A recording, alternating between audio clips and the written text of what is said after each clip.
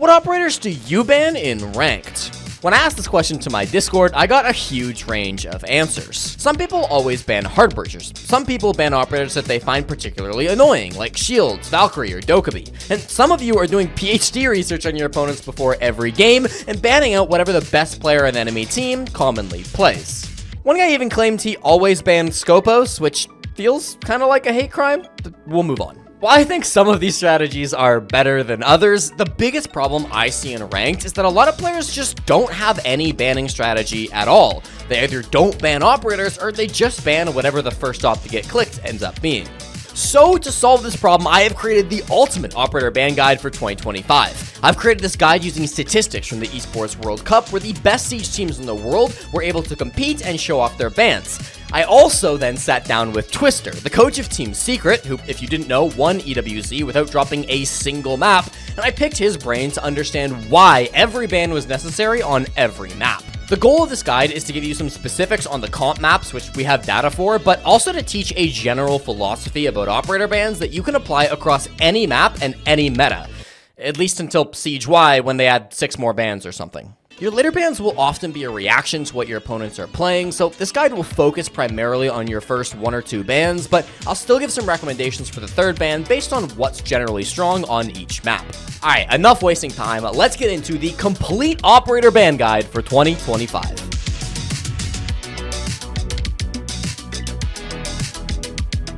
I want to start on Nighthaven Labs, partly because at EWC, it was one of only a few maps where we saw an operator have a 100% ban rate. Of course, that operator was Kaid.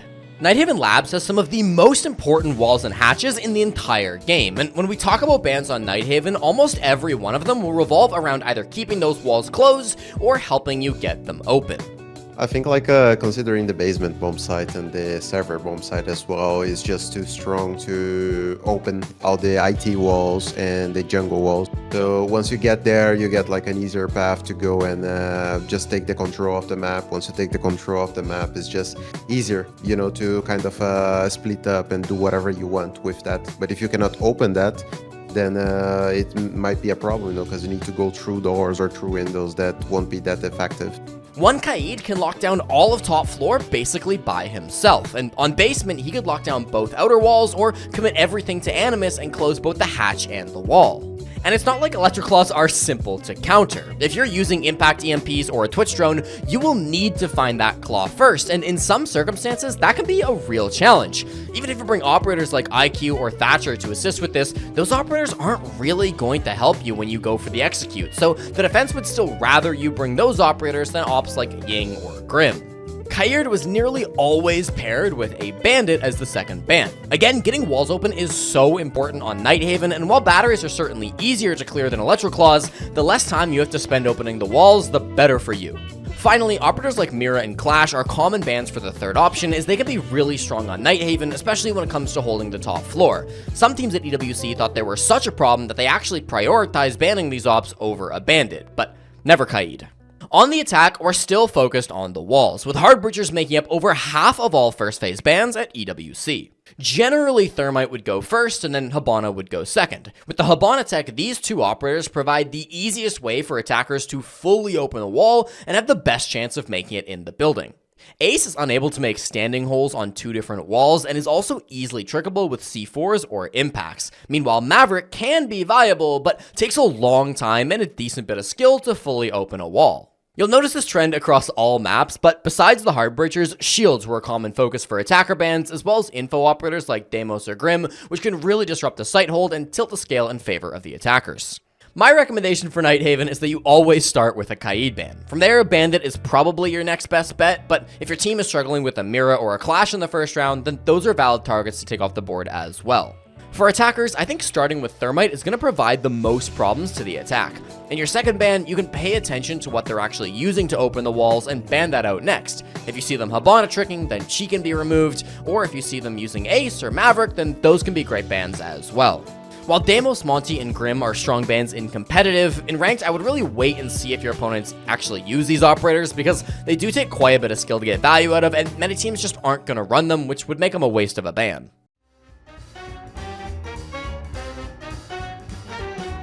Clubhouse and Nighthaven are cut from the same cloth. They both have two very important walls on the top floor, they both have a basement site with some really important hatches, and they both have a Raptors position, which can be an absolute nightmare for the attackers to clear out.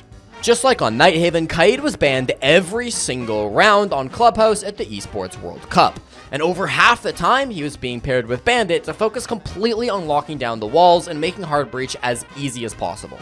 The strengths of Bandit and Kaid are pretty much the same as on Labs, so I'm not going to repeat myself, but particularly with Kaid, there are some really annoying claw spots that you can use on Club, so it's super important to get him out as soon as possible in your games. Just like on Nighthaven, Mira and Clash can also be really strong on this map, so they were again common targets either for a third ban or for a replacement on Bandit if the team was really confident clearing out the batteries. And again, hard breach was a big focus when looking at Clubhouse attacker bans. Double hard breach bans were seen in 50% of all halves at EWC, with the most common pairs being Ace and Thermite or Ace and Hibana. Unlike Nighthaven, Clubhouse has a lot of walls that you'd like to make angles in, but aren't actually as concerned with walking through. The church wall on basement, the garage wall for angle onto rafters, and even the main CC walls are often ones that you'd like to breach to hold outside of, but don't actually need to enter, making Ace a lot more valuable than something like a Thermite. And when looking at Club, there were a few teams like Secret who didn't ban any hard breach at all, and instead chose to ban Monty and Capitao to make one specific strategy completely unviable.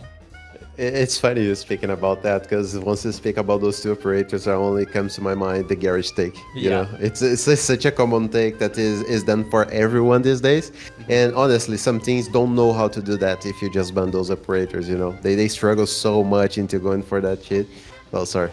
Without Capitao to force out a position or Monty to walk up the garage stairs, clearing Raptors becomes a nightmare for inexperienced teams, and if you double ban these operators, it can nearly guarantee you a round win when playing on CCTV and Cash. My recommendation for Clubhouse is again to start with the Kaid. Focus on removing the Bandit next to ensure your hard breachers have no problems, and then for your third ban, you can start adapting to what the defense are doing.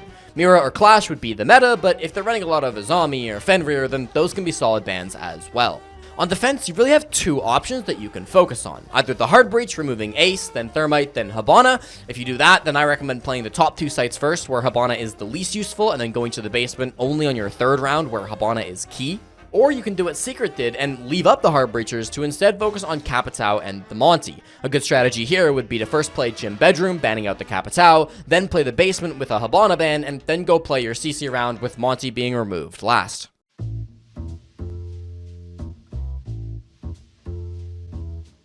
Next, I want to talk about Bank, where hard breaching is still a focus in the bans, but in a very different way from the last two maps we talked about. I'm going to start with attacker bans this time. On Nighthaven, Thermite was the main hard breach because of just how important it was to walk through walls like IT, Jungle, or Animus. On a Clubhouse, the biggest hard breach threat was Ace, for how good he was at making angles on walls like Church, CC, or Garage. But on Bank, the biggest threat is ranged hard breach, which makes Hibana and Ace your biggest targets. On the top floor, both the Canto wall by elevators and the janitor wall into CEO are some of the most important walls on the map, and there's realistically no way you can get a Thermite or a can opener or a Mav line onto these angles. This means that with just two bans, you're guaranteed safe rotations through the top floor hallway, as well as horizontal protection on one of Siege's strongest Mira positions. Hibana is also super useful for basement because Bank has 5 separate hatches that can be important for the attackers to open, and the mirror trick on server wall can be almost impossible to deal with if you don't have the flexibility offered by a Hibana or Ace. On defense, there's no clear consensus as to what the best operator bans are. Clash and Kaid were both banned in 3 of the 6 halves seen at WC, Azami and Castle both got banned twice, and Smoke and Mira each received 1 ban. The strength of Kaid and Clash is similar to what we've talked about on our other maps, specifically in the basement where hatches are so critical, Kaid can be a massive hindrance for the attackers. Then on top floor, I really think a Clash playing Janitor hallway to protect both the Janitor player and the Stock player can be a highly effective strategy, seen by pro teams quite often. Azami and Castle can both be used to shut down angles on the top floor, but personally I value the Azami ban slightly higher because of her adaptability and how good she can be on some of the other sites as well. Azami, same thing. You can defend the kitchen into open area very easily with the Azami. You can defend CEO very easily if you just place Azami over all the place to hold their position. And for basement is very useful as well. Shaiko proved it a lot by playing with the Azami over there to control the hatches and have the denial, even to use resources through their head wretch.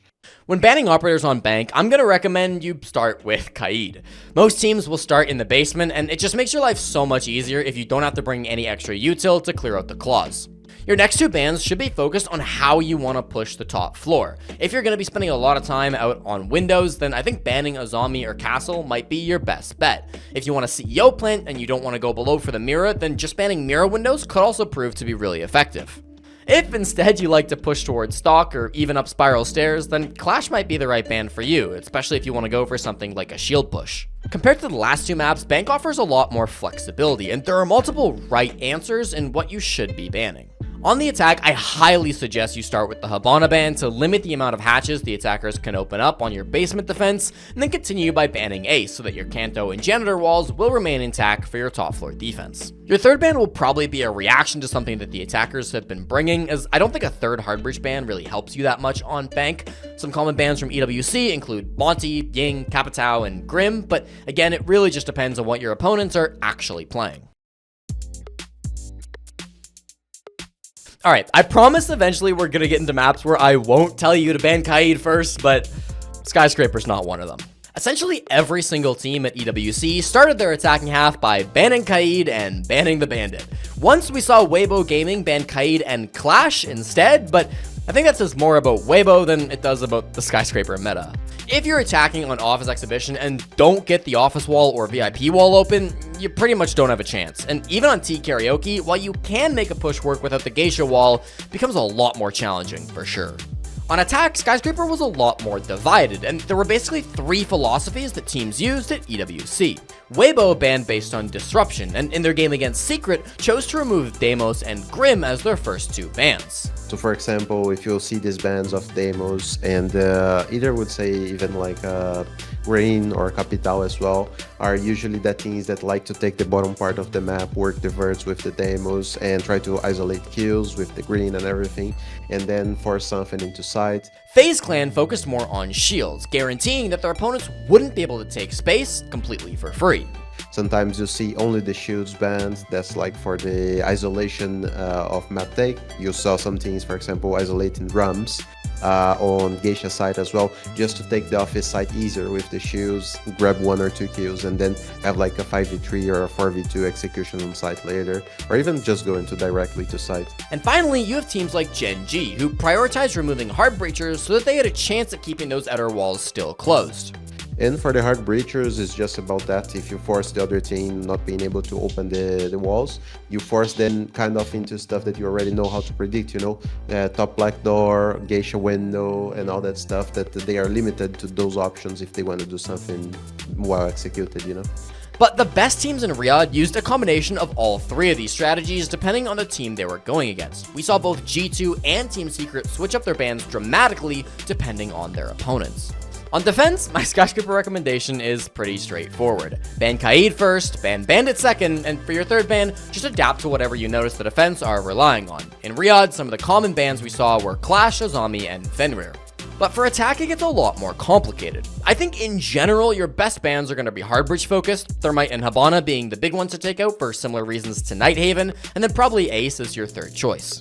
If you're bold though, and especially if you know the other team has someone really good with either shields or the Deimos, then focusing those ops in your bans could be the better option.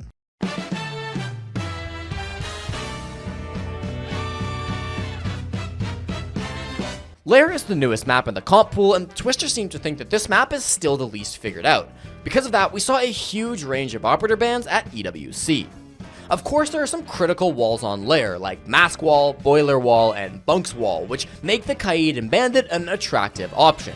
In Riyadh, these two made up 50% of first phase bans, being especially favored by strong teams like Secret, G2, and Shopify Rebellion. But we also saw some deviation from that. Both NIP and Dark Zero completely avoided electricity bans and instead banned out both Clash and Azami for their first phase. When you look at the way Lair is built, this does seem like an attractive and effective choice. It looks like a big map, but if you go and analyze it, it is not really that big, and you're forced into close range fights over there most part of the times. So you don't want to deal with an Azami that can just build like a fortress into somewhere. You don't want to deal with a Clash that will be retaken on you once you're taken on position by yourself. or either like some operators that just will make your life harder if you're trying to do this map take, you know? On attack, there was a bit more consensus, with Monty being banned first phase 62% of the time, usually paired with either a Ying or a Deimos. It's interesting that unlike other maps where Kaid and Bandit are popular targets, Lair doesn't see as many hard breach bans, with Ace being removed twice, but never alongside a second hard breacher. I think for ranked, your best bet is going to be to focus on Kaid and Bandit. If you're really confident getting the batteries from below, you can substitute the Bandit ban for an Azami or Clash, but do this at your own risk. For your third ban, I do think Azami and Clash are strong targets, but if the defenders aren't really using these ops, then focusing on operators like Mira or Smoke could also be beneficial. On attack, I would start by banning the Monty. He's very strong at taking space towards electrical or mezzanine, and if you remove him first, your top floor defense starts being a lot more doable. If the enemy seems eager to abuse shields, you could just keep banning them all out, removing Blackbeard next and blitz for a third ban. If instead you don't think they're going to play many shields, you could flex to some of the other strong execute operators like Ying or Deimos that are often seen on Lair.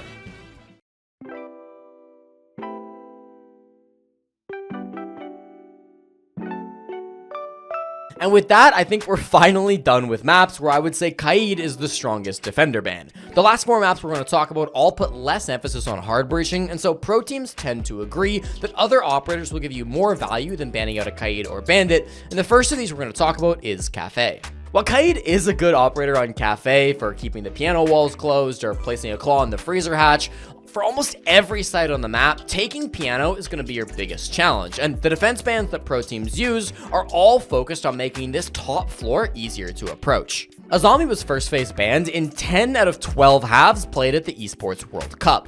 Her Kiba barriers turn piano into a fortress that just cannot be breached without dedicating a ridiculous amount of utility to it that's honestly just not worth dealing with if you can remove her with a ban instead.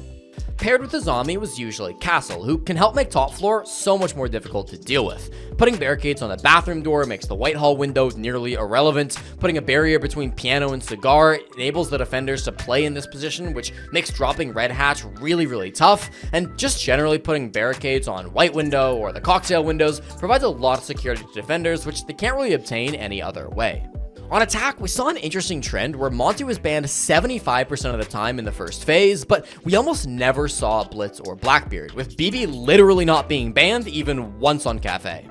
And the reason for this really comes down to how safe Monty can be on a lot of Kafe's long angles. You know, Monty is a operator that help you to get space without risking much out of that, and to go into Christmas and taking that area with a Monty, for example, is so easier that you don't need to risk someone to be rappelling in and doing the take before the Monty gets to the default position. So you can just sit into the rappels, hold the positions for the players to pick and be forced to. So either like they try to force the Monty and they get punished, or they fall back and we get that area for free.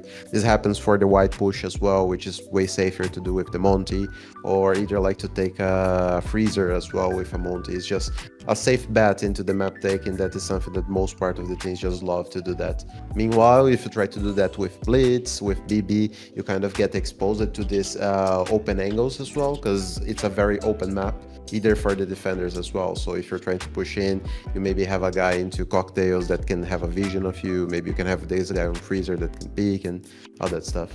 Instead of loading up on shield bans, we commonly saw displacement operators get paired with Monty, with Grim and Capital being the most common targets who thrive in positions such as the Skylight on bar, or to help push VIP or bakery when defending kitchen.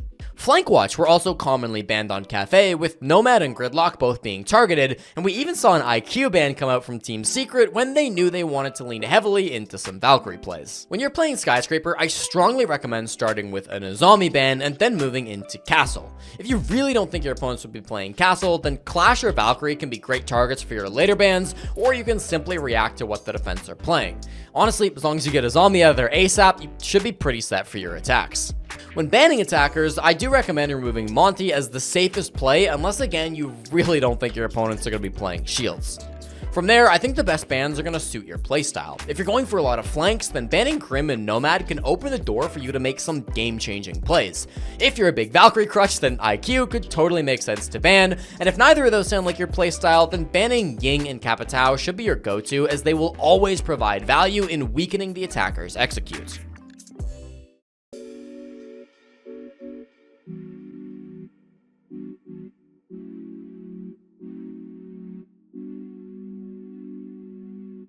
Consulate is an interesting map because it leans very heavily towards the defenders, but unlike other defender-sided maps like Skyscraper or Nighthaven, that strength doesn't come from the ability to keep walls closed, and instead Consulate is tough to attack due to the limited entry points into the top floor and the tight corridors and crossfires that often favor defenders once you actually enter the building.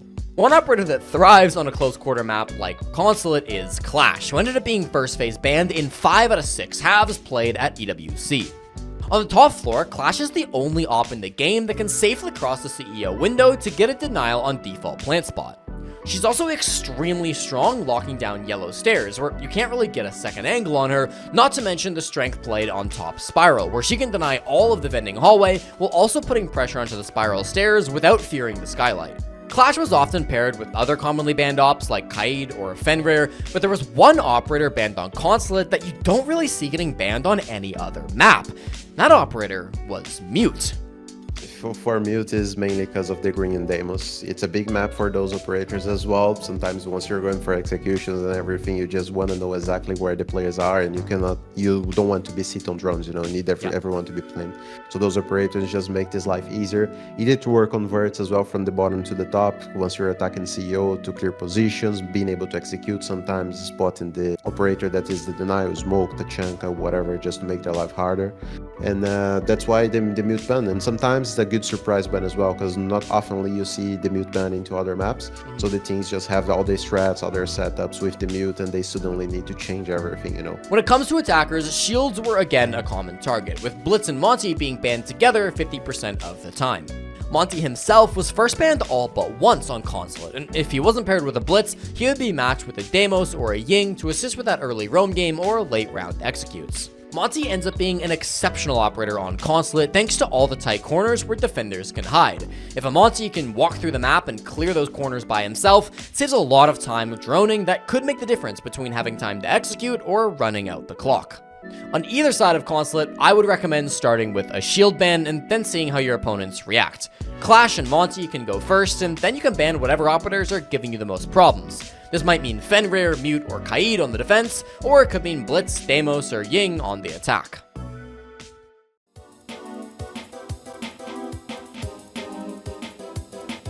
Chalet gets us to the first of the historically attacker-sided maps, and with the right bans, you can ensure that you thrive on the offensive side. There's pretty much no debate when it comes to who the strongest defender is on Chalet. Ask anyone who knows what they're talking about, and they'll tell you it's Azami. Her ability to regenerate Kibas on the top floor is absolutely broken, and you can get value playing almost anywhere in the map with her, including mezzanine, blue stairs, bathroom, piano, or even master. Clash was commonly banned on this map as well. Fighting a good Clash player around piano or office is a complete nightmare, as well as trying to swing in solar when she's on the board. I personally really like Castle as a ban too, and he was the third most banned defender on Chalet. Castle barricades get loads of value to protect you from the master window, the bathroom window, and elsewhere on the map, where even if the barricades don't stay up, you can at least force the defenders to burn explosive utility. On the attack, common suspects re-emerged, with all three shields seeing a heavy ban rate alongside displacement operators like Ying, Grim, and Deimos.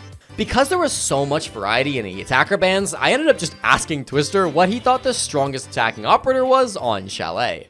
Honestly, my personal Twister talking, not the Twister coach, the Twister player. It feels to me like Blitz is one of the most annoying operators in that map. Every time I go into ranked to play with my friends or whatever, I like to play it and make the Blitz play on piano to take the control of the top floor. If it's top floor bomb site, if it's kitchen, or if it's like either bar, I just love to do that. Lion call, Finka jumping in behind me and just go with the Blitz. So once you go to the comp as well, some teams like to abuse into that. This is one of those maps where it really comes down to personal preference and what you struggle to play against. The key for Chalet is to always be ready for a strong attacker push, because you can't ban everything, and on Chalet, the attackers are always going to have an inherent advantage. Like on Kafe, I think the biggest thing is to just make sure you ban Azami first. After that, I'd suggest Castle if you see the enemy team running him. If he doesn't show up, then Clash is a great ban, and even Kaid can still get you value if the defense is putting a lot of effort into keeping stuff like Office Wall or the Snow Wall completely closed. On attack, it's really up to you. If shields are a big problem for you, there's nothing wrong with banning Blitz, Blackbeard, and Monty, but if you're happy to run Legion every round, then maybe a ban rotation of Ying, Grim, and Deimos would make more sense. As always, on both sides, adapting to your opponents as you go will always be beneficial.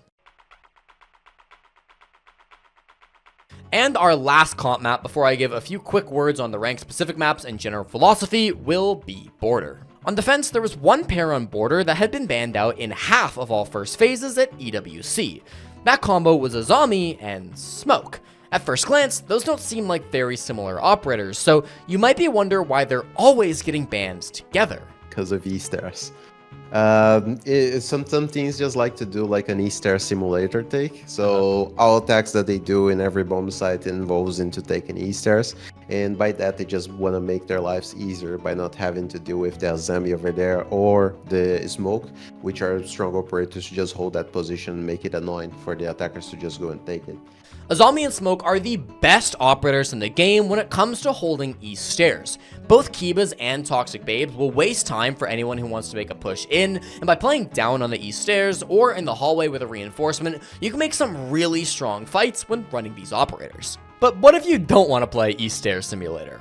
Well, Azami was still a common ban with a 70% first phase ban rate, and if she wasn't paired with Smoke, then Castle and Kaid were her most common partners. Castle can make the top floor into a fortress and also has great usage on bathroom and tellers. Meanwhile, we already know how good Kaid can be. While it's not as important on Border as it is on other maps, getting the locker wall or getting the bathroom hatch can be critical for some pushes, and removing Kaid can make a big difference. On attack, similar to Chalet, shields were a really heavy focus, Blitz and Blackbeard being a little bit more common by Monty, but not by a lot. If shields weren't the targets, then we'd often see a heavy Ying focus. Sometimes that would mean Ying plus a shield, sometimes that would mean Ying combined with a Deimos, a Glaz, or a Nomad. I think starting by banning Azami is your best bet on Border. Removing Smoke is good on this map, even if you aren't pushing East stairs every round, so I do like him as a secondary ban, and then either Kaid or Castle make good candidates for a third ban. On attack, again, it's up to you. I personally think Ying is a bigger problem than shields on this map, so I would remove her first, but there's nothing wrong with starting with a Blitz or a Blackbeard instead. Border's one of those maps that doesn't change very much based on the site being played. On every single bomb site, holding the top floor is going to be the main priority, which means that banning reactively is even more of a powerful strategy here than on some of the other maps.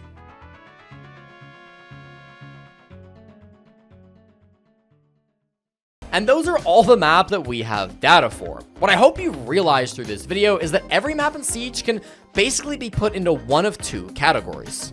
Maps like Clubhouse and Nighthaven are so dependent on hard breach that banning anything else ends up feeling like a huge waste, and on these maps your bans should always revolve around operators like Kaid, Bandit, Ace, Thermite, and Havana. Then you've got maps like Border and Chalet, where hard breach is completely optional. On these maps, strong defenders like Azami should be your first target on defense, where shields and displacement operators should really be your focus for attack. When thinking about the ranked maps, even if we don't have pro data, we can still group them based on these two categories. I would say that Oregon, Theme Park, Canal, and Emerald Plains fall into the hard breach category, where critical walls like Closet, Maintenance, Box, and Vault can make the difference between a successful push and a failed one. Then you have maps like Outback Villa and Coastline, where hard breaching can certainly be helpful, but even without walls, the attackers still have a good chance at winning, so your target for the bans should probably be in other areas. If you found this guide at all helpful, then make sure you send it to every single player in your rank stack so that you can keep improving your game. And if you like educational Siege content with a focus on real statistics and pro player opinions, then go ahead and hit that subscribe button. We just passed 5,000 subscribers, which is awesome to see. I really appreciate your guys' support. Either way, I hope you have a wonderful rest of your day, and I'll see you on the next one.